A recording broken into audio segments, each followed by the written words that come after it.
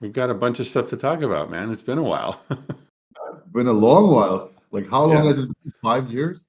I don't, yeah, probably. Yeah.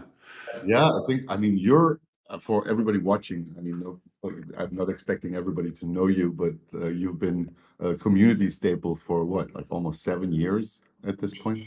Probably. Yeah. Actually, that's about right. 6 or 7 years. Yeah. You run the excellent fan site. Yeah. Trained to Baikonur. Yeah. Still chugging along. Yeah. Yeah, yeah, and you've been what, a strong Degenesis supporter of the first hour. Um, held, held the front lines for me many times, and I enjoy talking to you very much, especially because you've been along for the ride and for the journey for such a long period of time, and you've been also one of the first preview readers of Orken when we started working on that, right? Yeah. Yeah. That's right. Yeah. No, I'm happy to be, happy to have been part of the Degenesis journey for such a long time, and I'm really excited about what's going on with Orkin and just being able to talk to you about that because there's a continuity here.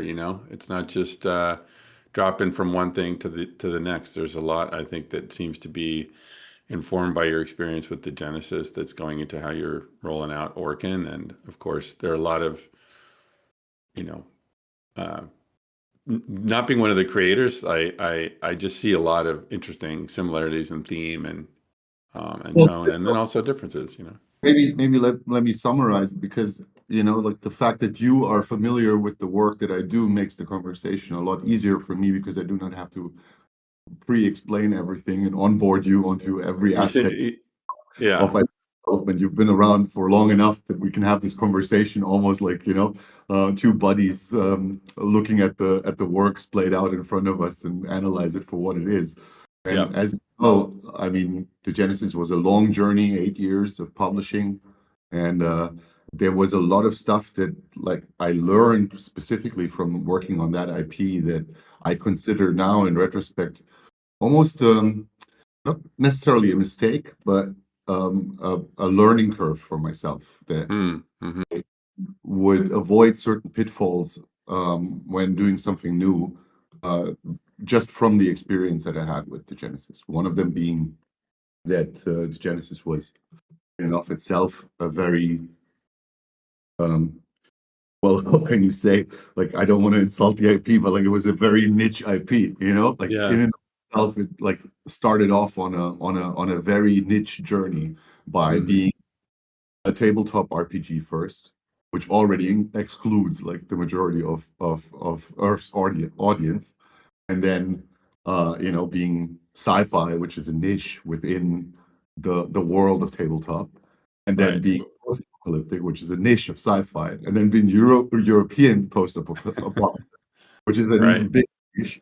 Then like with all of its transhumanist aspects, I think like I've maxed out the maximum audience that somebody could get with something that is so laser focused on one particular type of experience. yeah, yeah. Well, yeah, and I will also say too, as a fan, like all of those things are draws to Degenesis for sure, but Yeah. I also it's also quite clear too that we're in a we're in an attention economy. Getting people's attention to even know that a thing exists is Yeah. challenging. It Yeah. takes a lot of effort. It takes, you know better than I, it takes a lot of work.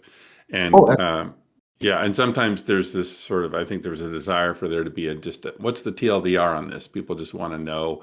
yeah. And you have to be able to give them enough of a nibble that they're going to want to follow you and get more, right? And go all the way down. Easy to respect. I mean, like everybody's time is limited. And you cannot bring somebody onto a new project or a new product and expect for them to do all that initial investment up front before they figure out whether or not they like it. The problem with the Genesis was that it expected so much from the reader from the get-go that most people opted out after page 50. Like it was Yeah. just this, like it front loaded so much of the enjoyment and the experience onto the and offloaded it onto the reader, and Yeah. especially newcomer, even if they have like the best intentions, they will have to struggle going through all that PhD material first.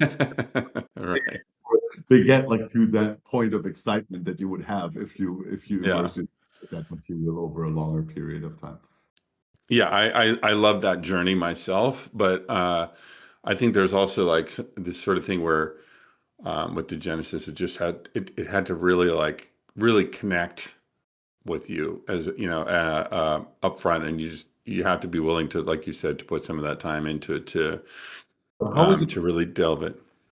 when you face that challenge, like that dauntless challenge of like working through 3,000 of material, like what motivated you? Like where was the moment where you were convinced that you were investing your time right? Like what happened to you specifically? I'm like asking because I would like to Yeah. understand this from a fan's perspective, and not just from a creator standpoint. Sure.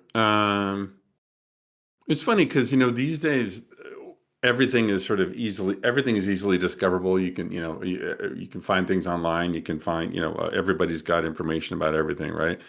But the Genesis was kind of this thing that I hadn't heard that much about, and I saw some images online from the books, and I saw the books. I saw these two big books, different visual presentation, even just the exterior of the books, just white. I thought, what is going on here?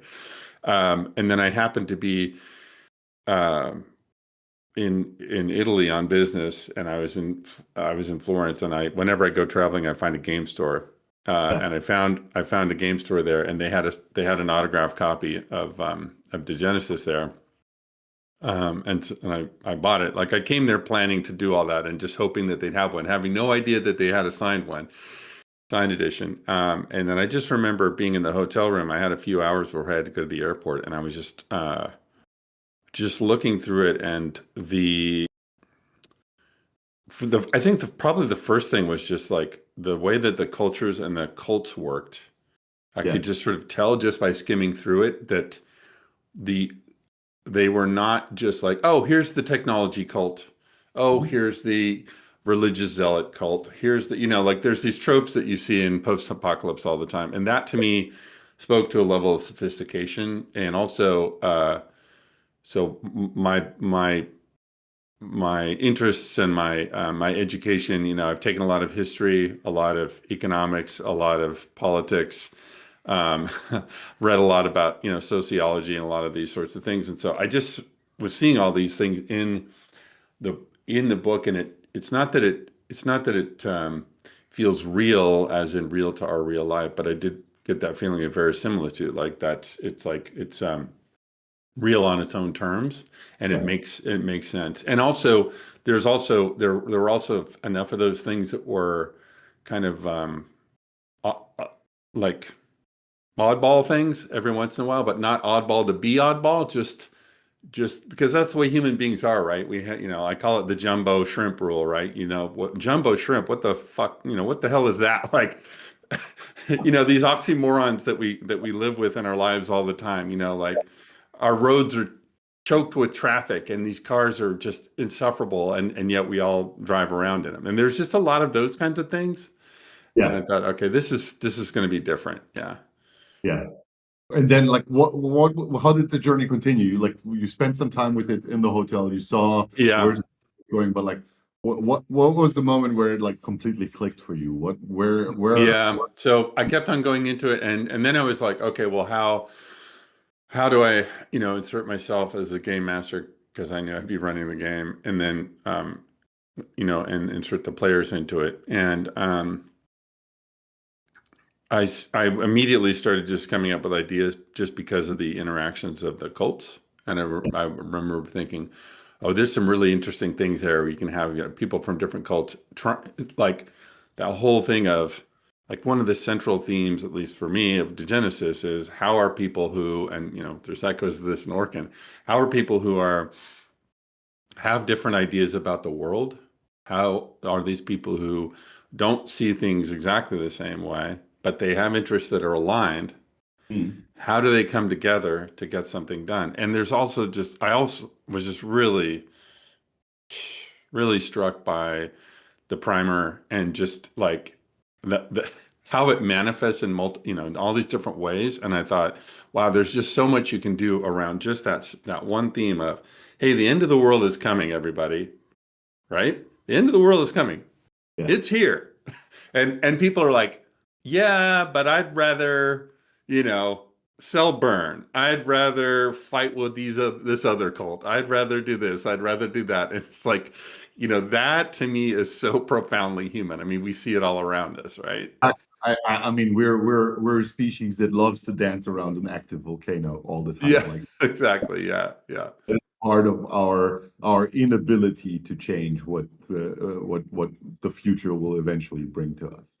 totally, totally. Yeah, no, and so that, and then of course, I got, I think it really all came together when I got In Thy Blood, and then I started thinking about, okay, how do I put a group of characters together that would go through that? And then I got the idea. I don't actually even do this, by the way. I generally don't. I create my own scenarios. I don't, usually run published scenarios. And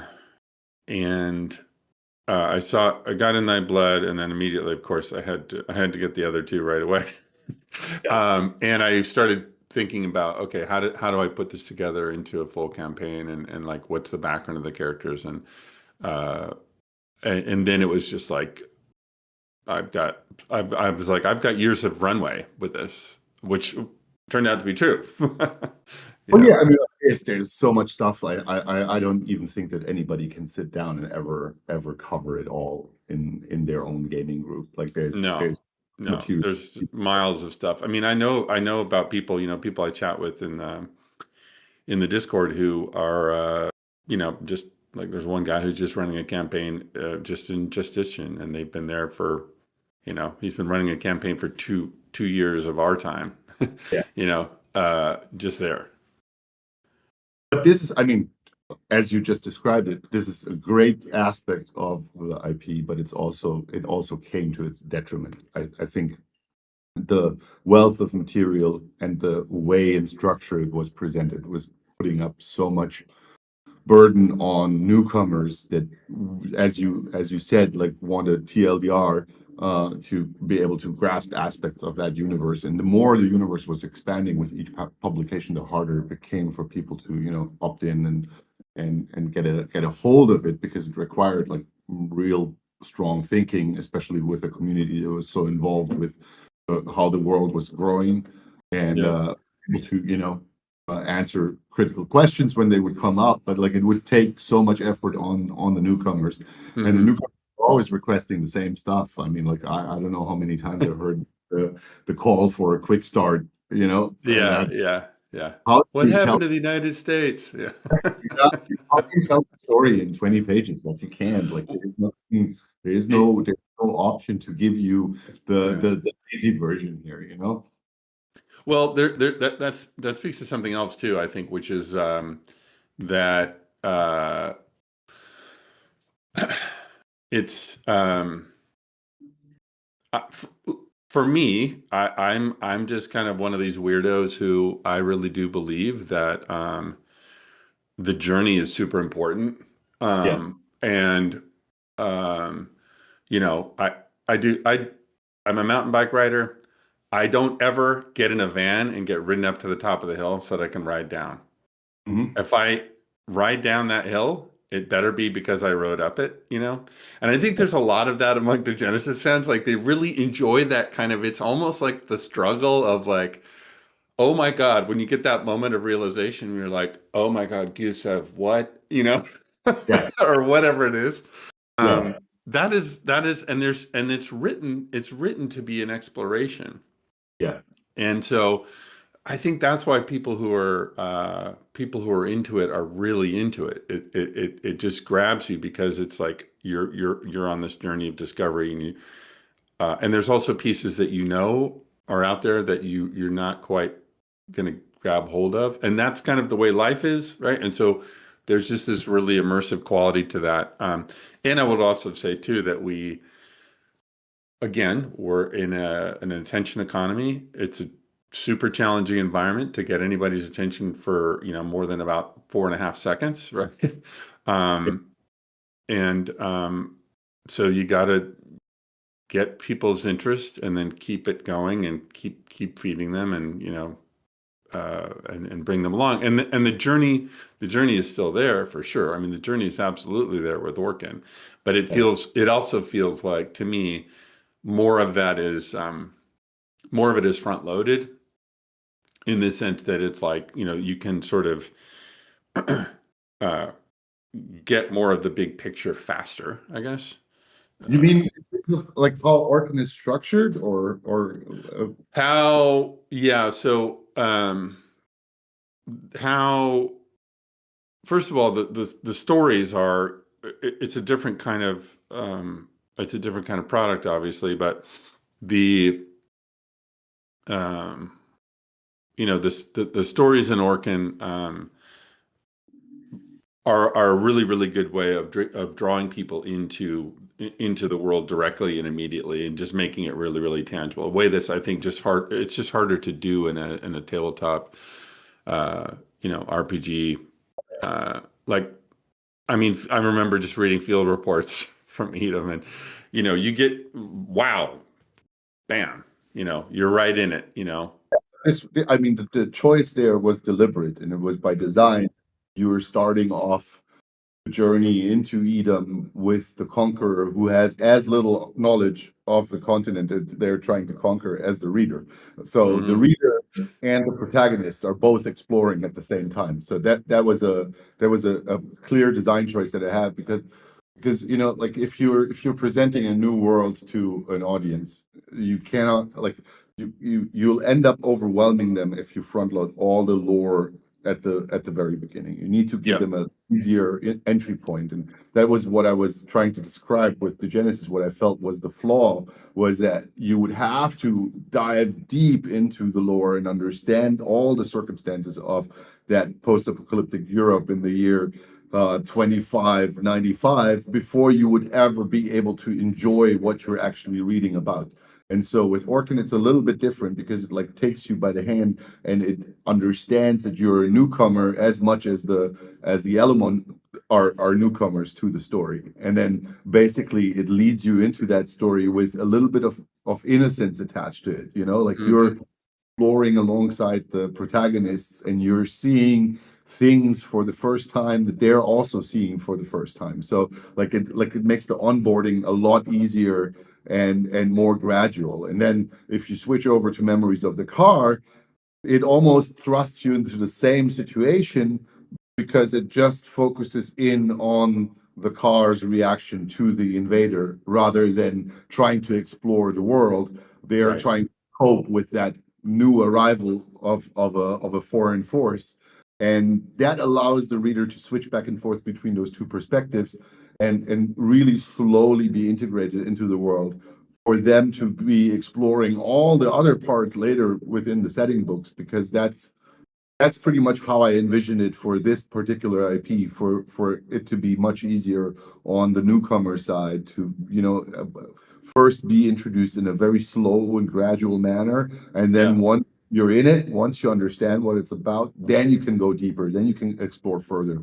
Because character count wise, there's no difference between the Rebirth Edition and the first launch books that we have in wave one Hmm. collect. Like, so the amount of information is pretty much the same. It's just the way the information is delivered to you as a consumer that is completely different this time around. Yeah, no, and I could definitely tell, reading field reports and then Memories of the Car, and the also Memories of the Car, I think is really good because you know it you get to quickly understand at a high level, the differences between the car, and you get to see immediately they're not monolithic in myriad ways, right? Um, and so you're immediately presented with this, like you said, that sort of the complexity of seeing sort of both ends of the spectrum there. But you don't have to get completely immersed in every sort of, every detail in order to figure that out. And also just like also the geographic movement and memories of the car is great for that reason too, right? You quickly are like thrust into it and you're going along and you're attached to these characters and then you're starting to, oh, this is how this works, this is how that works. So yeah, it's very I can't help but think about like, with the Genesis, if there were an alternate reality in which, the Genesis was presented in a similar fashion, right? What would that be like? Oh yeah, yeah, absolutely. And I thought about that many times over. Like Sure. there were many instances where I was thinking about like maybe to shift the Genesis over into a novel route and then define a clear character and lead the readers into the world through their particular perspective. The problem is those thoughts came very late during development, so people Sure. were already exposed to a universe, and you know what that would have looked like if I would have decided on any one cult main Yeah. protagonist of the story, Yeah. everybody would be complaining about like, oh, but why is it that cult? Why is it not the Yeah. cult I like the most? And Yeah. then Yeah. Yeah. Yeah. you have like all this drama about like literally what people's preferences are, rather than people are or, like that actually engage with the story Yeah. and experience the world from a protagonist standpoint. And so as time progressed, like I drifted away more and more from the idea because I do think that that was the initial flaw of the property in itself. If we would have started that property from a narrative standpoint and just created a narrative universe first that would spin off into an Mm-hmm. RPG, it would Mm-hmm. have been much easier to plan out than to continue the RPG and then somehow also pivot into the Yeah. serialized narration, because that just never really works out, because people are always going to judge it as if it's an appendix of the Right. tabletop rather than its own thing. And so that was also the reason to not start a tabletop RPG on Orken, for example, just because we didn't want to collide it into that game thing or Mm-hmm. into the idea of like, hey, what's my favorite faction? I'm only interested about that as a particular aspect of the IP. But like to give the narration room to grow and expand so that if there's ever a spin-off into different media or any type of gamification, then it really makes sense because the people are already onboarded to the Yeah. universe. Yeah. Yeah. Yeah. No, I think that makes sense. And there's you can just I could just tell really, really quickly early on, getting the preview materials that you'd sort of synthesized all of this learnings about that from Degenesis and brought it into Orkin. And also too, like you and I talked about this some time ago, but to my mind, fantasy really needed something like this. Yeah. It needed a a treatment that was, I don't know, might piss people off, but like to me, there's a certain, with fantasy, and I guess this is the thing with any genre, right? Is that you get these, you get these tropes, you get these standard things that people are looking for when they're, engaging with a particular genre. But with fantasy, I think there's a forced, even if it's not sort of good versus evil, there's a forced sort of innocence about it, like the innocents are here and then they discover this. And one of the things that just struck me immediately about this was this had this the Genesis like quality of um, there isn't anybody there isn't anybody in here Yeah. anywhere on either side that is just some sort of archetype of purity and amazingness, right? And or anybody who's just like purely evil in this sort of traditional sense. And that's not moral relativism. That's not what it is. It's just this is the way this is the way people are, and I use the term broadly. uh, you know, And I do think it's highly important, if you want to tell anything that is even remotely real and mature, is to give both sides their plethora of flaws. Like you cannot just like uh, tell a story as a moral binary where only one side is virtuous and the other side is just doomed to fail. It just leads to an extremely extremely one-sided and biased viewpoint throughout the narration, and it like constantly handholds the reader as if they cannot make a moral decision on their own. And I Yeah. do think that my job as an author is to entertain, but never to preach, and not to give people some type of codified language in which I'm trying to manipulate them towards how they're supposed to feel about a certain thing. They're supposed to Right. be exposed to whatever type of feeling they want to have in whichever type of situation that I'm describing. They should be able to make up their mind as readers as to what they find morally condemnable, or what they who they want to root for. I think should always be on the reader's side and never on the side of the author. And so, yeah, absolutely, those are the main motivations for structuring the world the way it is. I do not want to have like something that feels, coded in moral binaries. Mm-hmm. Mm-hmm. Yeah, and the the conflict, right? The central conflict is really feels so much. It does not feel like a traditional fantasy conflict in the sense that there's so many echoes of human history here, right? And how these things happen. But it's also a storytelling window which is barely ever used in fantasy at all. Like that is like one of the strangest aspects of it, because the idea is actually so obvious that you wonder, hey, why is nobody else doing this? Like Yeah. the the storytelling tool of a first contact type of scenario is like so obvious, Yeah. especially when you look at any type of fantasy. You could basically take first contact and just play it out with any type of protagonists or antagonists that you want. Like you could have humans stumble upon dragons for the first time, and then Right. you'll play that very moment in history when humans discover dragons and dragons discover humans, and you would have the same type of tension. You would have the same type of storytelling opportunity where both sides do not know what to expect from one another. And that is where the strength of the IP lies, because you are capable of exploring people's reaction to an immediate event that is full of tension, rather than having them make big plans based off of their knowledge of one another. If there's history between enemies, you will always have strategies that like people can ponder over. If you fight army Mm-hmm. for 3,000 years, at one point you will have more tools to figure out how to beat them. And like it becomes very boring and stale, and you as a creator will ask yourself eventually, like, why has nobody sent a diplomat over the mountain range to talk to the orcs by now, Right. Right. and so, like, first contact doesn't give you that opportunity, because it's all about time, it's all about pressure, it's all about Yeah. like happening in this very moment. And there is no grand strategy here. There will be no generals that can come together and say, oh, like 500 years ago they did this, let's do this, and then we're going to beat them. Oh, It right. doesn't exist.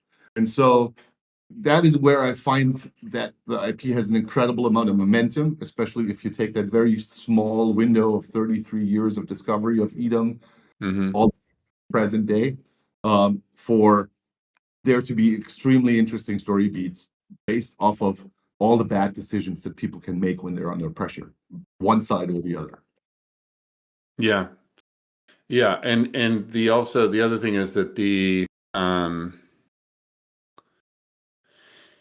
the there's a really, really interesting thing going on I love, which is the indiv the individuals who are even individuals in these stories who at first blush look like they have a lot of agency, and we've talked about agency before too in the context of Degenesis. Like they seem like, or they look like they would have just all this agency, right? And then you find out, like, when you're drawn into something like this, it is always going to be bigger than you. And also there are moments where the decisions that individuals make do have a ripple effect. They do affect um, these larger actions that are happening right across, in entire cultures, entire civilizations. And so I think that's a really, really interesting dynamic. And that's something that is much more powerful and much more visible in this situation of first impression, where everybody's just kind of fumbling around and trying to figure out what's going on. Yeah. No, I'm wholeheartedly agreeing with you. I do think there's many instances of, characters showcasing agency and then like seeing or stumbling into a scenario that they didn't expect. Right. What we talked about years ago, like I could have all the agency in the world. Like if somebody decides that very moment to fuck up my day, like all it doesn't mean anything. Like it means shit. Like what does it matter that I wanted to go to the gym when somebody walks into my office and tells me they want to quit that minute? Mm-hmm.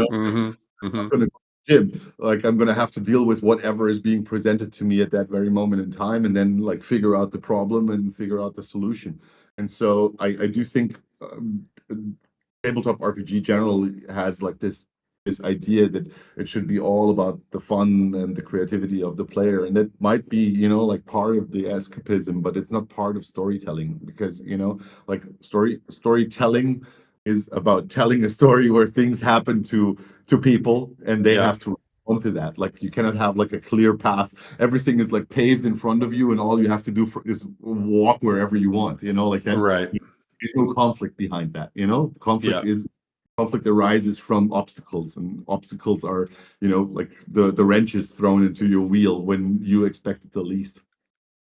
Actually, I think that's a really good point. There are, in the RPG world, there are a small number of RPGs that sort of embrace that and understand that, but they're usually like horror things, like Call of Cthulhu does that, Delta Green does that, and I'm drawn to them for similar reasons, I guess, but that's kind of rare. And in general, in the RPG world, there's this sort of the zero to hero idea, of this consistent growth. It's a Right. you make money by killing bad guys, which is, it's just it's kind of it's kind of an American idea, like, if you do good, well, of course you're going to get rich. There's this whole thing that's baked into the standard fantasy RPG, right? And that's just sort of the frame that most people come into. And so I think that's why it's a little bit jarring. And maybe people will have more room in their minds for a different path when they're looking at something in a fiction, as fiction is the way that Orken is. But that also makes me think about something else too, which is one of the things I also really appreciate about Orken is that, um, we talked before about when you were sort of early on and you were working through the planning of all this. There are the stories that you're going to read, right? There are the stories that you're going to see, right, in the form of these sort of visual novels. And then there's just, you have that as a reader, you just want to dig into the world more. You want to see more of it, So the books that are, going to show more about the world in a sort of a more less of a in a less of a narrative way, and just sort of more as, hey, this is, the manuals and the maps and all of these things, like, usually when something comes along and you read it and you go, wow, this is fantastic, I want to go deeper into this world, you have to wait for years for all the licensing to get worked out, or for them to figure out like how we're going to do this. And so that is something that really, I like it. It's just it's multivariate. I get to get into this world through a variety of different avenues. And I think that's really exciting as well.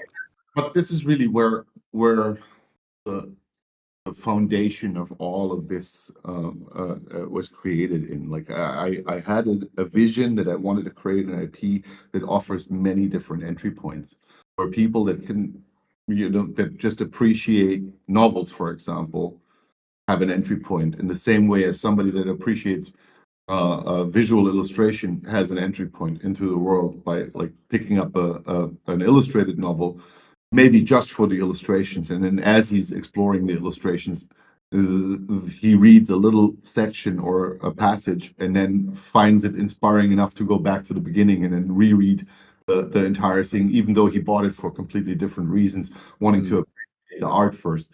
And the same goes for lovers of setting, books, people who like stuff like Dinotopia or National Geographic, where you can like immerse yourself into a different Hmm. world. And I mean, the setting books for Orken are not anything similar or dissimilar from what the Silmarillion is to Lord of the Rings. It's your it's your planetary backstory of like the Hmm.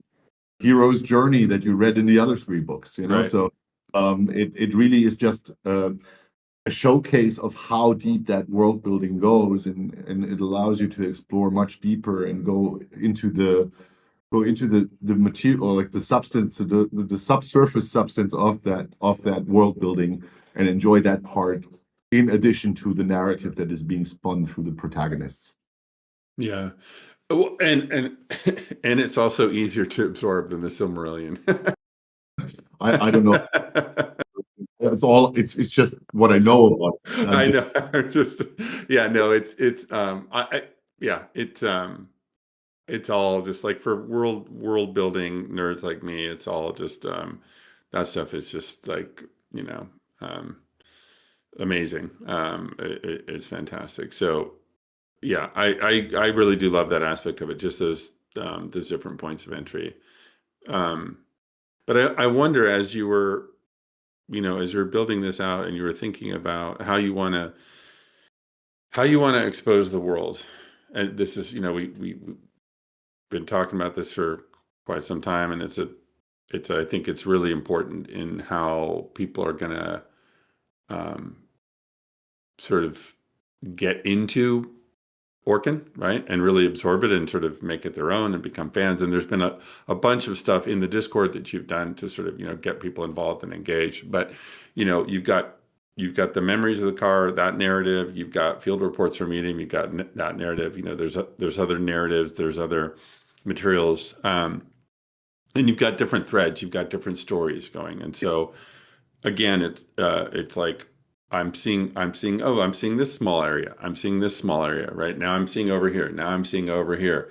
Like, what was your thinking around that, around, how do you gradually pull back the camera so that more and more of the world is exposed? you gotta imagine it pretty much the same way as somebody would imagine a Marvel universe. The Mm, Marvel universe plays in New York, but it's multiple strands of stories and multiple characters that are all having their own personal stories within the Marvel universe. There is maybe a global story to the entire Marvel universe, and when there's a big threat coming around the corner, then a lot of these characters have to band up and make their crossover thing to address the threat that they're up against. But then the mm-hmm, story reverts back to the personal afterwards. Like you can have mm-hmm, Wolverine living his own life next to Spider-Man, and like these stories continue, and the people engage with the characters that they like. Right now, wave one is the setup for a fantasy type Marvel universe. Edom, like you've got to imagine the setting. Edom, that is our New York City. It's just larger. It's just massive. mm-hmm. Right. Uh, Yeah. to give you a different example, a galaxy far, far away. Like that is like Right.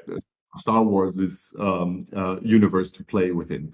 And so you can have this universe or this setting backdrop, and at the same time have multiple story arcs going on at the same time, as long as the setting is defined. And for that reason alone, that setting is so defined, because I want those different story points or story characters to be able to act within that same universe logically, and Mm-hmm, fit in those stories to make sense in the greater scope of the meta narrative that I'm trying to set up, but still be meaningful on the base granular side of what each character is about.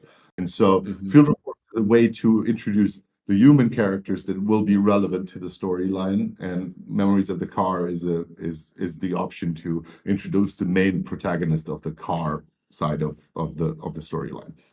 And yeah. so those were the plans for now, Mm-hmm, and mm-hmm, now we can see how they sprout and shoot in different directions.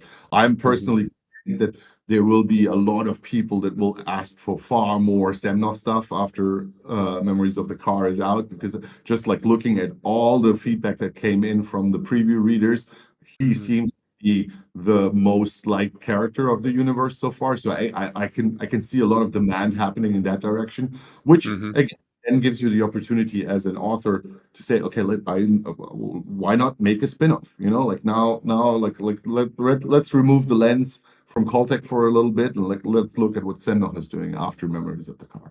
And then you have immediate connection, like the story continues, but it continues through the perspective of a new protagonist. So I was going to ask about, you mentioned Marvel and Star Wars, which is now, no matter what they do, it's still bringing in, billions of dollars. What you're doing is you're an independent, you're an indie, right? You are creating a transmedia property in Orken. Mm-hmm. And I think in many ways that's pretty new, and that's the sort of the way it's just a big bang of there's just all this material as we talked about, and I also think that we are living in this moment culturally where I don't know how many MCU movies have been made, whatever, dozens of Marvel movies have been made, right? And Disney can keep screwing up Star Wars, and then every once in a while they'll come up with an Andor, but although the rest of the time it's just hot garbage. And but in spite of the fact that we live in this environment where creators can expose their work, the whole world is creating stuff, and people can expose it on the internet. Again, the attention economy makes it really hard, and people just sort of tend to go towards what they know. At the same time, people are hungry for stuff that's new and different and challenging, and that's what people will say. But what do you think is the most challenging aspect of sort of kind of, I don't want to say this in any sort of negative way, but just like helping people kind of get out of the rut, how do you pull yourself out of that, okay, I'm just going to go and see whatever, I'm going to see whatever Marvel movie comes out, and instead say, hey, I'm going to devote some time and attention to this new thing. Well, I think, this is a broader question as to how the audience is consuming new stuff to begin with. I think we're living in a time where everybody gets lambasted by information and new stuff coming out like pretty much nonstop. There isn't nobody alive that can even discern anymore what to watch or what, because there's just so much stuff coming out. And so I think instinctively people have the tendency to disembark on the journey and feel like everything new is automatically bad because it's not reminding them of anything that they're familiar with. And then they go for familiar staples, and they go for nostalgia because it feels safe. Why should I invest, I don't know, 30 hours into this new property that I'm not even convinced about whether or not it's going to be something that I like, when I can just go back to Marvel and at least know that there's a 50-50 chance that I will like the stuff that they're putting out. So I think this is what happens. People just revert to safety because it gives them comfort. Not necessarily because they get what they want out of it, but because they are too afraid of overcommitting to something new. And so that is really the barrier that you need to break the most. And the reason why we structured Orken the way we structured it is to allow for that barrier to be broken by giving different types of entry points into the universe. Like transmedia is like a super loaded description for what we're doing. What we're doing is just novels, novels in different formats, setting books. But you give it a label like this, and it might be able, you might be able to attract a little bit more attention. Whether or not that is understood or not, that is completely secondary. What is important is that people understand where the story is supposed to go.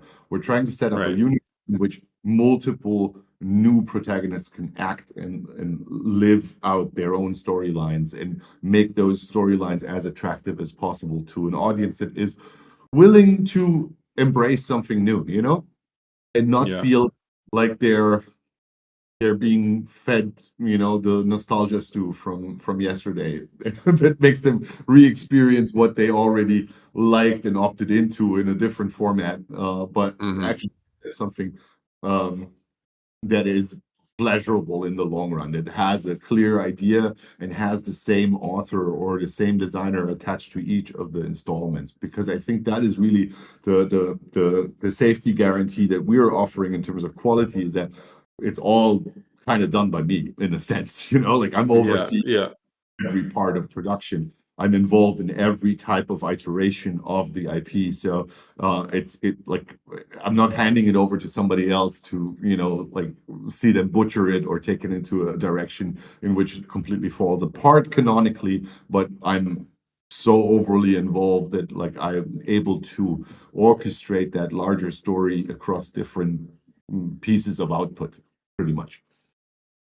So that is a really compelling, I think that's a really compelling case for maybe, yeah, for somebody who's sort of new to Orken, or just sort of trying to understand how it's different from uh, what they might get, from basically from a corporate, Yeah, offering, right? Which is what these things are. I mean, there's huge armies of people involved, and as we've seen with some of the movies that have come out, for example, in the MCU and the Star Wars movies, you have wildly varying ideas of what is this all about, and the director, one director goes in one direction, another director goes in another direction, and it's really uneven. I think it's also probably, if you were to delineate the number of people who have been involved in Orkin, to your point, it's there's a lot of people involved, but it's in terms of scale against like what you're seeing in these other yeah. uh,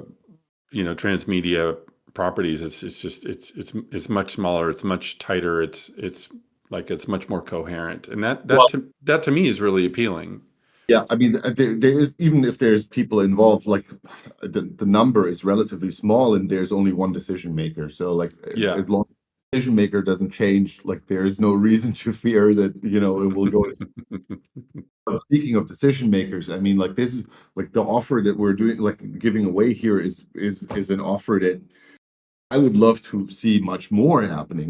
I would love to see some spectacular author that has written a great series of novels say, hey, I'm also going to write the graphic novels. Hey, I'm also going to write the script for the movie adaptation. Hey, I'm Mm. also like, Hmm. I just to have a more holistic um a more holistic, like control mechanism across the plethora of iterations that an IP can go through, that a corporation will take what was working in one medium and then just recycle and regurgitate it for another medium, instead of Yeah. expanding on it organically and making it better and creating a larger universe. It will be a recycled universe, and that is what I personally do not want with Organ. I don't want to recycle stories in different mediums. I just want to expand them via different mediums, because every medium has its own tools of storytelling, and every medium is interesting for different reasons. What you can do in a novel, you cannot do in a comic book, but what you can do in a comic book, you cannot do in a novel. Like those Right. are very important things to understand, and they have all these mediums have a reason to exist, and they're existing for a reason because they are good at what they're doing. And so if you can utilize each medium to the best extent for the IP can really grow in a much more convincing manner, because the person behind it knows that they're only using this particular medium for this particular type of story, rather than abusing that type of medium for telling any type of story. Right, right, right. Yeah, that's a good way of putting it. Yeah. Yeah, no, there's a lot of abuse of the medium going on for sure.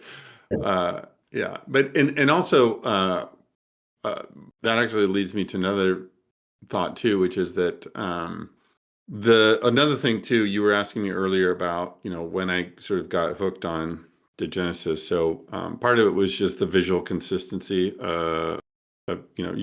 You can tell like what SMV's others other work is, right? There's that consistency that comes from being experts at concept art and really world building, visual world building. And I also noticed though that to my mind, it got better and better as you went along. As Mm. by the time you got to Justitian, it's just like, wow, okay. I mean, I was actually just last night. It was game night we were playing this game and we were chatting afterwards, and I mentioned that I'd be chatting with you, and the guys were like, "That art is so sick." They were just like, "There's just nothing, because we've played, dozens and dozens of games, and in RPG, there's one game that has this level of art, and then there's sort of everybody else down here, and so that's amazing, that's fantastic. But then Orken, a different style, and I think what's cool about that is that you're recognizing that you need to have a visual style that is going to be applicable across all these different potential sort of manifestations, right? Yeah. And it also evokes it evokes a different feel, um, than the art of Degenesis, and it feels really, really, tailored to the story that you're wanting to tell. And I know also there's other sort of considerations, but I'm just curious about how, as you were thinking about that, when you're going from Degenesis into Orken, and you were thinking about sort of the visual presentation, how you landed on sort of this stylistic approach for Orken. I mean, I wanted to make it feel as if somebody, you know, basically took stills from the most expensive animation movie ever made. That is that is what my real intention was. Like, I wanted it to feel like, hey, this could be an animation film, or I'm watching an animation film. It's just not moving yet. Like, Mm-hmm. that is really the intention here. The other reason Mm-hmm. for it, like, the stylistic choice happened because the Genesis illustrations took so fucking long. Like, they Right. they Right. were just like you write a book and it takes you, I don't know, 6 weeks to write the book, but then it takes you 3 months to do the illustrations. It just not paying off, like there's never Yeah. an you're sitting there rendering like whatever fucking kneecap protection that you came up with. I Right. know, and it's like something that people appreciate as a Yeah. final result, but you end up with so much less material to use, and you just have to blow up production so much more. And with Orkin, it was Yeah. different. This style allowed me to just be extremely consistent within any given 8-hour day. If you look at just the field reports and memories of the card, they collectively have 140 illustrations. I did the majority of those illustrations within 2 months. Mm. Mm. The style is so adequate for how much I like to produce in terms of volume that I can sit down and I can consistently, with a lot of focus, of course, but bang out 3 to 4 illustrations in a given sitting, which I cannot do on the Degenesis side. As soon as you go into the painterly stuff, as soon as you get rid of the outlines, as soon as you have to consider all the elements to be rendered and beautiful, you're spending 3, 4, 5 days on an illustration just to tidy it up. And you know that people will only look at it for a millisecond anyway. They will just flip through the book and then just go straight to Yeah. the.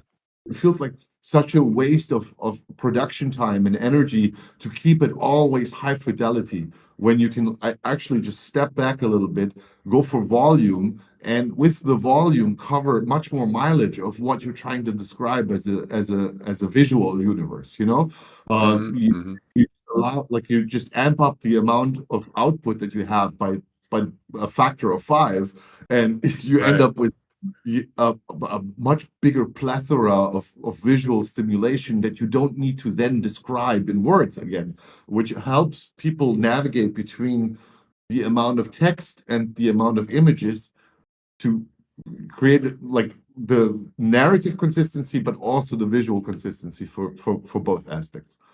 And so I do Right. think Yeah. is the main reason for opting for this particular style.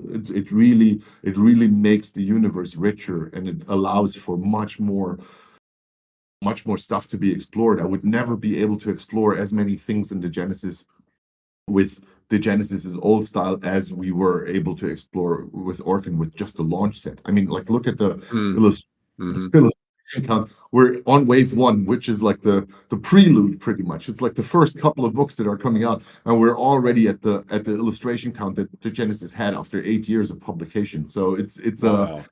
it is a different type of scenario, and it allows us to be much more explorative in terms of presenting that world with all its different aspects. And since we're also in a different world, I would think that this is actually appreciated by the audience, because the audience needs those visual keys and those visual stimulators to be able to understand what this world is really about and how it looks and who the people are that are living there.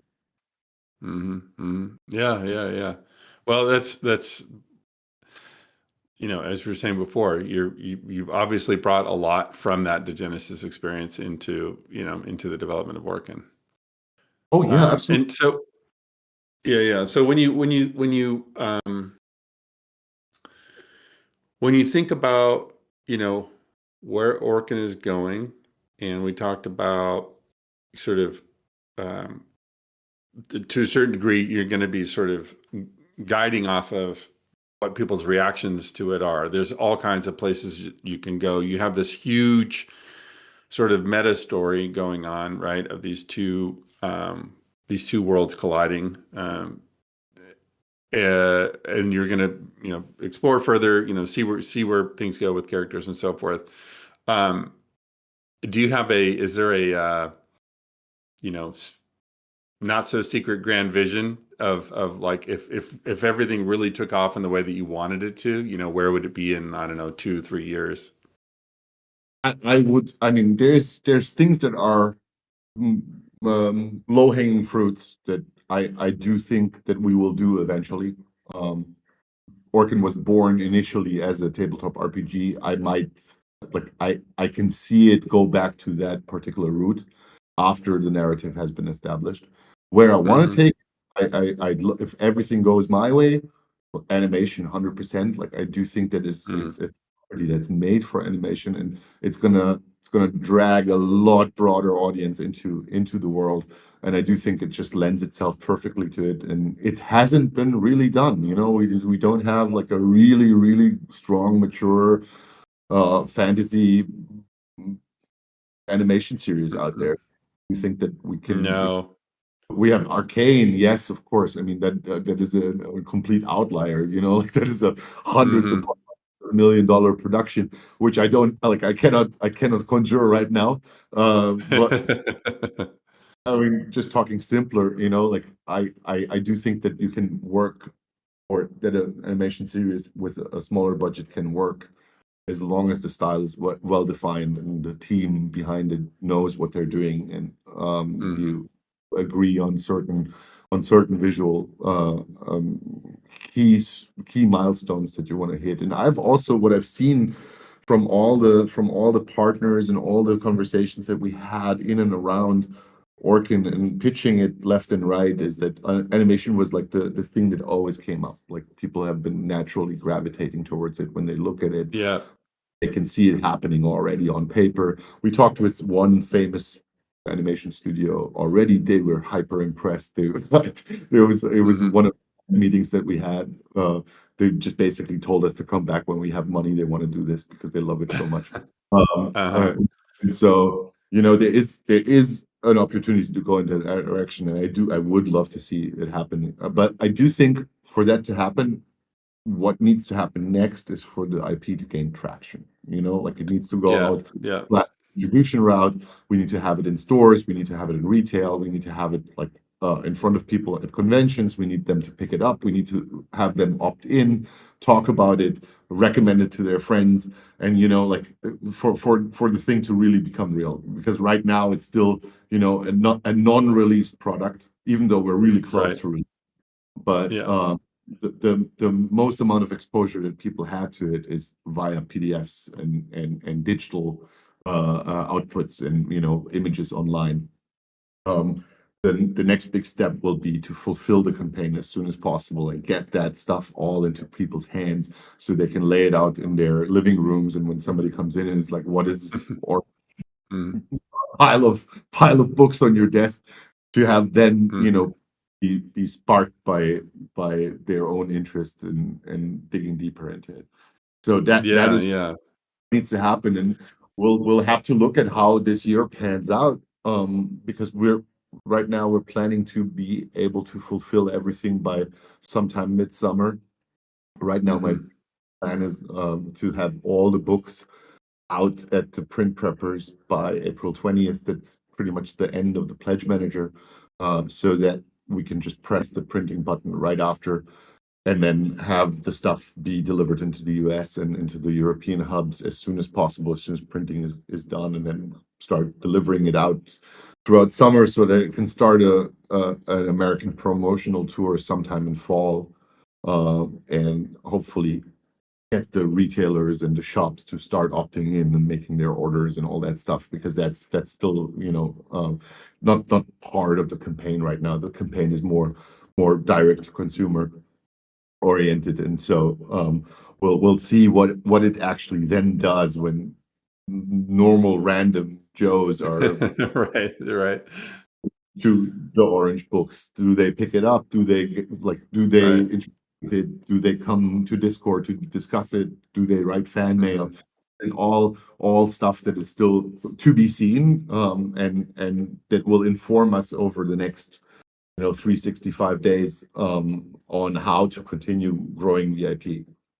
But there is enough Yeah. material for it to keep on going. Like I've overcommitted to this so hard, Eric, you don't even know. I have like literally my folder scripts is filled with like 10, 15 more books that I want to do, that I have either outlined or started the first chapter for, or that I like committed to in terms of art. So like there's enough material to like keep on expanding the universe, but like it needs to gain traction on the open market. I really think that is the first thing that we need to see post campaign. What does it do to people that are being exposed to it on a random Saturday morning? Yeah, yeah. That's a really good point about yeah, like people who go into they go into a comic book store or something and they see it there and the orange jumps out at them and then yeah, what are they drawn to? Right. I think the thing, I keep coming back to also is just like as a fan, you're consuming this, right? You're reading this, you're seeing all this. You don't directly contribute back to it. I'm not writing anything for Orken, you are, but to your point about like, hey, which characters are really getting people's most attention? Like which storylines are sort of most interesting? I think that'll be one of the things that's going to be most interesting and exciting is how that engagement with people once they get into it. Oh, And absolutely. and again, like you've done a really, I think the Discord has just been it's been really cool to watch from sort of the early seed, uh, seed seed channel, and then opening it up to a broader audience, and then more and more people coming in and seeing why, what it is that fascinates them about it. What are they into? People going really down deep into certain aspects of it. So I think that'll be really fun. Yeah, for me as a creator, it's also a wild experiment. Like I do this to collect feedback. For example, when Hmm. I wrote the field reports, before we started shipping it out to preview readers and before we started shipping it out to our top 1,000 customers, I had no real idea of like what people would gravitate to. The fact that Mm. Reba became pretty much the main character of the story, that Hmm. was Hmm. information I was lacking entirely. When I wrote Reva because I wanted to write Reva because I felt like she was a good character, but like I did not that she would be like such that she would get the response that she's gotten so far. And so for me, it is a very informative thing to have because I can then say, okay, cool, like, that is why Riva resonates with these people. I would like to do more Riva, so I give them more Riva. So like there's a Right, right, right, right, right, right. handoff type thing, where you are as a creator, you need that audience response, you need that feedback, Hmm. otherwise you don't know what you're doing. And I find Hmm. that incredibly important, and that's why I've also been so active in the community over all these years, because I do think I can pick up on cues and people's taste with the material, and then you know kind of align that with my goals and push towards a certain angle or a certain idea that I have lingering in the back of my mind, and crystallize that in a new format as I progress through the work. Hmm. Hmm. Yeah, and also for the record, I'm a Reba fan myself, so But that's why I love chatting with you. Like, I mean, we've been in touch God knows how long, and every time I need somebody to cheer me up, I hit you up. So you're a good spirit of Uh, the sitting in the background. Like I like it. And also yeah, the real granddad. Like I'm not even as old as you, and they all call me granddad over I here. know. But I know. I'm the actual. Yeah, the not a actual, granddad yet, thankfully. Yeah. My boys are a little young for that yet. Yeah. No, yeah. Again, like I come back to the things that really originally drew me into Degenesis are really here in Orken as well. And it's just really exciting. It's exciting to, as somebody who's sort of been there as a witness to what you've been doing, to see where it's going. And also just like I have to editorialize just slightly here too. What I was talking about sort of independent creators and the world that we're the world that we're operating in right now, the world that we all live in right now. It is really hard, I think, for it takes a as I've seen, from talking to you over the years, like it takes a tremendous amount of effort to break through and get yeah, that attention. And I do think this is one of those moments where there's an opportunity where there's a new voice, there's a new story that is here to be told. And I'm really hopeful that that people pick up on that and get some we can get some fire into this, and it can I really mean, take off. I've told you what it feels like for me many times before. I think it's a very schizophrenic situation for me. On one hand, you have all these clients with their multi-billion-dollar franchises that would love to have me contribute to their multi-billion-dollar franchises and do more of that while Yeah, I'm trying to, like carve out my own little audience that will, eventually at least make my IP sustainable financially so I can keep on right, working. And then, like you're constantly sitting between two chairs where the one side is basically saying, oh, what are you doing all this IP stuff for? Just come back to us. We'll pay you and make you rich, right, right. Yeah, and go yeah, and give you our characters to play with. What do you need this yeah, whole Marko thing for? Like that is just, like a fancy dream of yours. And then my soul is telling me, dude, like this is the only thing that I really want to do. I don't want to be yeah, told to draw anymore. I've been doing that for 30 years. All I want to do is like go into the office and write my own stories and draw my own things and like do it the way I feel is right and not justify myself and find my readership and like make that readership yeah, explore the worlds that I'm building with the same type of quality that I would be doing it on the client side, but right. just for myself. And so this is really where I, like it's been quite tough for me throughout the years to navigate between those two worlds and to stay consistent with what my dreams are. And I've I can tell you for a fact I'm making it really hard on myself. Like I don't I don't have for all of this. I'm doing it because I'm fully convinced that I can pull it off. But I Yeah, know a lot of other people would have just given up and be like, "What the fuck?" Like I'll just go draw, covers for this company or that company or do video game concept art and things will be fine. Like I don't need to deal with all this audience traction, all the war drumming, and all the hmm action that you need to raise for somebody to take out their wallet and spend $20 on you. Like this is that is where the schizophrenia comes from. yeah, yeah. No, you're definitely, to use the Genesis reference, you're taking the hard path for sure. Yeah, Yeah. it's Oh yeah, yeah, like nothing is harder to do than selling your own stuff. I think. Like I yeah. think there's so many different options or ways for an artist to make money than actually going out there exposing themselves butt naked in the world and Right. just look at my stuff, engage with it for 10 seconds or 10 minutes even, like if I can get Yeah. your attention 10 minutes, I know you will like it. I know you will opt in. I know you will see where the story is going, but I need you to trust me for 10 minutes, just 10 minutes. And that is just Just really 10 minutes. Yep. Yep. Yep. Yeah. Well, I think just judging by what we've seen with the Kickstarter so far, it's really uh,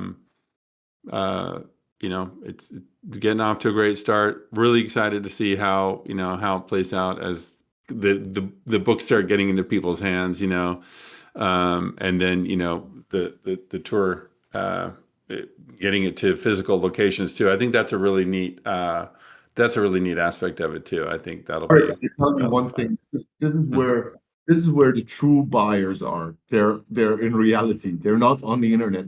Like I remember in October, I flew out to New York Comic Con, and I was at my art dealer's booth. And I shipped out a bunch of the preview copies for Orken, the ones that we Yeah, disseminated our yep. top customers. I shipped them out to New York, and I had like one table. Yeah, yeah, there you go. I had like packed with those orange books. I kid you not, virtually everyone that was passing that hallway spotted the orange from 20 feet away. Yeah. Hmm. He, like diverted and like came over to the booth just to see what it was. And Yep. then they were like, "What is this?" And then you would hand it over to them and you would tell them it's free, and they got shocked. They thought, like it would be like something super expensive that they need to pay for. And like several people actually wanted to pay me for the free preview materials. And I was like, "No, no, no, no, just like take it home, look at it, read it. Right. If you like it, come to the Kickstarter campaign and join us there, Hmm. support the product when it comes to its full fruition. I don't want money for, like stuff that I printed specifically as preview material. And Right. Right. but it was like this is what my experience has been over the past couple of years. Every time I go to a convention with our products, we sell in insane numbers because people that are exposed physically to something that is good Yeah. are Yeah. having a different type of reaction than when you're exposed online to something. Online, you always Yep. feel like somebody is trying to bait you into losing money, and then you don't trust anything by Yeah. by Yeah. by by the pure nature of it. Like everybody is like super suspicious of everything that is being thrown at them, and so Hmm. people hold back unless they are really familiar with the creator or really familiar with the company that is putting out something where there's a like Yep. a trust scenario already established. But in the real world, when people are exposed to quality, they buy quality right away, and there's no Yeah. discussion. There's no there's no second thought. People take out the wallet and pay and walk away with a real object that they love, that they feel like they're gonna love already. Yeah, yeah, yeah. No, I totally get that. And yeah, the orange, like I did, I don't think I've ever, yeah, mentioned this to you, but as soon as, the first, Orkin preview stuff came out, I thought, oh man, the orange is just genius because it really does. Like I can just imagine, I'm thinking about a couple local comic book shops, and if I walked in, I know where it would be on the Yeah, shelves, and I know how it would just pop out. Um, but so it's really yeah, that. minimalism. When we go to the art, the minimalism helping with producing more artwork. Here, the Mm. packaging design is minimalist to help with the visibility of it. In an Yeah. ocean of color, like that orange stands out by itself. Like that Hmm. packaging is like the one thing that everybody sees when they're walking into a store that is filled with a multitude of different types of cover treatments. And that's really Yeah. my approach. I have to like look at it as an independent creator, and I have to think to myself, what gives me the biggest bang for my buck? Like what Hmm. Hmm. Hmm. paint a super elaborate, I don't know, landscape with really tiny figures on top and all the different palettes available to me, and it's like super pristine and pure and perfectly made. Or do I Right. that is just bold. It's just like a statement color. It's bold. There, Yeah. there's no elaborate work behind it, but like it draws you in just because it's so different from everything else that you're seeing on the rack. And this is where Yeah. the product designer in me like just starts speaking, and I kind of have the feeling that this one is a hit. This one's gonna work. Hmm. Hmm. Yeah. Yeah. And that speaks to, again, in an attention economy, got to get people's attention, right away. And it is bold. It's striking. That'll be fun. And when you do come out to the States, to do that cannonball run, I'm definitely gonna have to see you, man. Yeah, so the plan is right now, Miguel and I, we want to do the tour together because we're kind Yep. of like uh, um, have been in the trenches with this for quite some time together, and I think it would be really awesome to do like an encore type of tour after sitting together in one room and trying to design this thing. Then go around the shops and actually showcasing it. And I want to do it in the U.S. specifically because one thing that I've seen from the campaign right now, the U.S. is leading by far in terms of backers. Like this is the Huh. most driven campaign we've ever seen. So I think it's like a Okay. 50 split right now. So Uh-huh. 50% are actually from the US. And that was my big hope because I really wanted the IP to be a hit in the US rather than in Europe. Hmm. One of the problems the Genesis had was that it never really swept over to the US. It like got Yeah. locked inside the European landmass and then like disappeared within the European communities that are fragmented by themselves. Like you had the French Hmm. community, which kind of like Right. is insular, and whatever happened within there did not ever spread out. And so with Orkin, I really just hope to pick up the American audience and get their help in promoting the IP because I do think it has the potential for the American market. And Yeah. it would shame if it would like disappear on the European one. Yeah, no, that is good to hear. I mean, there's also, there's a lot of us over here. So it's a big market. Yeah, yeah. No, you guys are a big market, but like it's not just that you're a big market. When stuff is successful in the US, then it seeps over into other countries. But if Hmm. some Hmm. in one country in particular, then it doesn't seep over into other countries. So like Right. you saw that the Genesis had like the strongest fan community in France, but that didn't Yeah. it didn't grow any new fan communities in other places. So like the success in France only helped our partner Edge that localized the Hmm. IP French, Hmm. but helped SMV because SMV did not make anything but like a royalty cut off of each of the books that Right. we were selling through them. So the bigger the IP grew in France, the less we would see the returns. And so with Orkin in particular, I would love for it to be at least globally accepted, so it doesn't disappear within one fan community in particular. But that is Yeah. already Amen. there's some good stuff happening behind the scenes.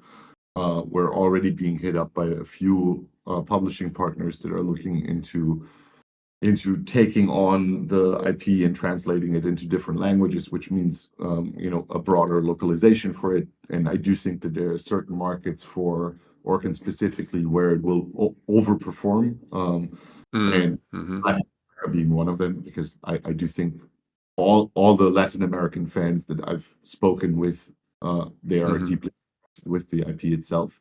Hmm. Just Hmm. visual standpoint and from a standpoint of like how their cultures had been reinterpreted for that IP. Hmm. I do think that that is a very big potential market for us that if we can breach, it's going to be good for the IP proper.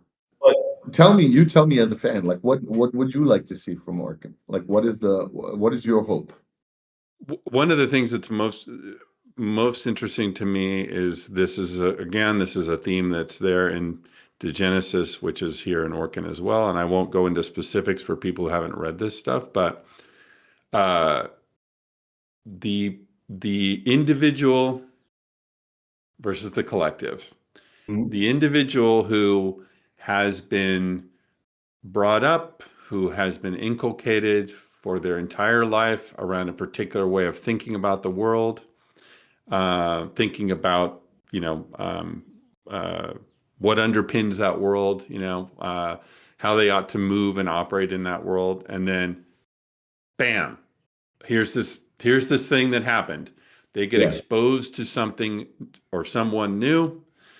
They they have all those things that are built into them, but there's also something in them that's that spark of the individual where they have to decide, like, am I gonna am I going to do what I think is right, or am I going to do what the collective is telling me is right? And we've already seen, and also just again, some of those tensions are just so great in some of the characters already. I love those kinds of characters where you can just tell that there's that struggle going on, where they're like, this doesn't feel right, man. But if I go against what everybody's telling me, I'm so screwed, but I might have to do it anyway, and you're just like, how is this going to play out? Like those kinds of dynamics, particularly in this sort of clash of, clash of civilizations sort of situation is just really, really fascinating to me, really interesting to me. And I'm looking forward to seeing how some of those stories play out.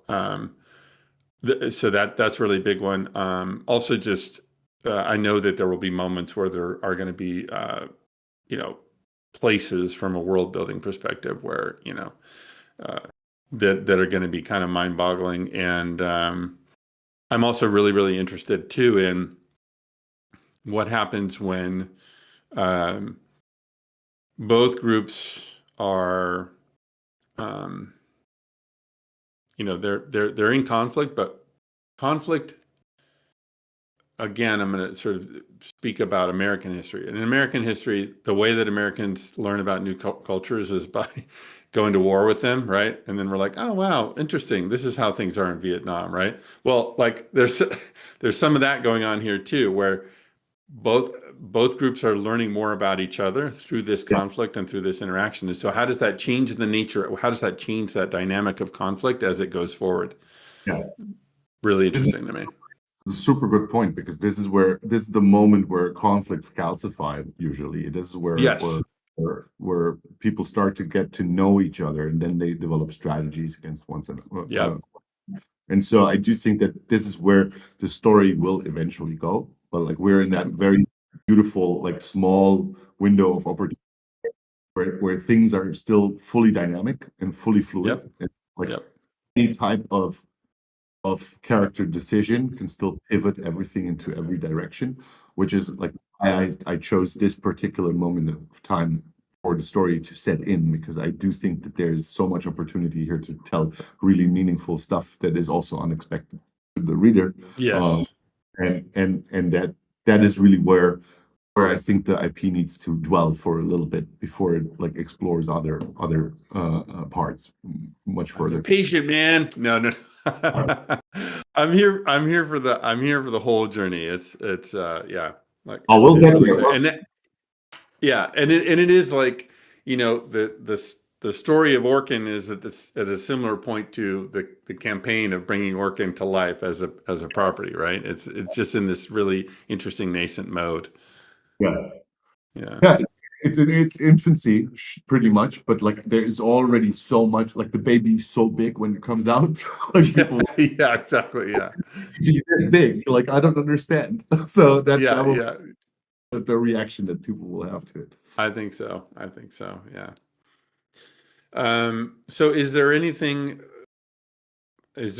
from your perspective that, like, if you were, I don't know, if you encountered somebody who hadn't heard anything about Orkin, didn't know about Sixmorevodka, right? And you were going to just tell them like, hey, here's why you ought to check this out. What would you tell them? Oh, brother, Speaking of having to market your own work. I'm so bad at glazing myself for the work that I've done. I mean, this is like I put all my effort into this because I believe that if I entertain myself, somebody else will also be entertained. Like I do believe that. Like I do believe there's an audience out there that will resonate with how I think, and that will believe that this is something that they can get invested in because the person that is creating it is also invested in it. Like this is not some bullshit corporate cash grab. This is something that like a guy spun up over a period of 25 years and finally Right. decided, put to paper and, put all his work aside and all the responsibilities on the client side that he has in his usual day to day, and really overcommit to this one particular thing just because he thinks that it needs to be bred out and it needs to be in the hands of people. And that's really the only pitch that I have. I I believe that, it's an authentic and artistic piece of work that people need to properly engage with.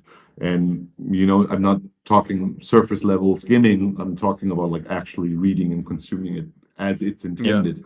And so you need to spend a little bit of time, of course, with the material, but like your enjoyment will rise the more time you spend with it. Like this I can guarantee, because I know that Yeah. the more I spent time on it, the better it became. And so like this Right. is the pitch that I'm having here, like go with me through that same development cycle, and appreciate the world as it's been built, like from its very first product to its final product, hopefully, or final iteration, wherever that story goes.